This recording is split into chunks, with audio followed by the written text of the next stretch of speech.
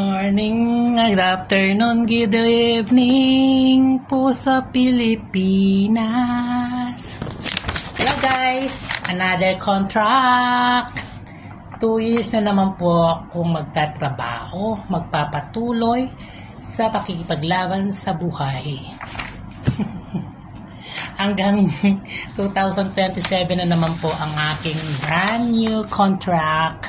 Pang-7 kontrata ko na po ito. Bali, nakatapos na po ako ng 6 na kontrata sa isang kumpanya. Means 12 years po yun. Pang 14 years na po ito sa akin. Inshallah po maging tahimik at matiwasay ang aking 2 years na parating sa pakikipagsapalaran sa trabaho. Pray nyo lang po sana walang mangyari sa akin sa loob ng 2 years, maging malakas pa, patuloy na lumalaban sa buhay para sa pamilya. Yun lang po guys.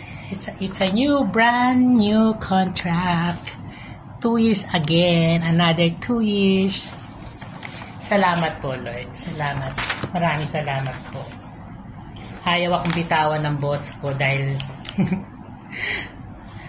last contract ko po gusto ko na po mag-renew, non-renewal, pero parang ayaw po nila akong bitawan. So okay naman po sila, kaya safe naman po ako dito. Kaya nagpa-renew ako ulit. Ayan po guys. My brand new contract for 2 years till 2027. Salamat po Lord, maraming salamat po dahil kahit may edad na po ako, di niyo po pinababayaan. Salamat po sa kalakasan binibigay niyo po sa akin sa araw-araw.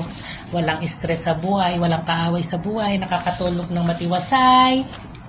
Yun lang po, malaki pa sa salamat at nakakakain po ng sobra-sobra sa 3 beses sa isang araw. Maraming salamat po. Wala na po akong mahihiling pa, kundi ang health po ng aking mga kapatid, mga pamilya ko po. Sana po lagi nyo silang gabayan. Maraming salamat po, pati mga friends, mga relatives, mga barkada, mga ka-Facebookers.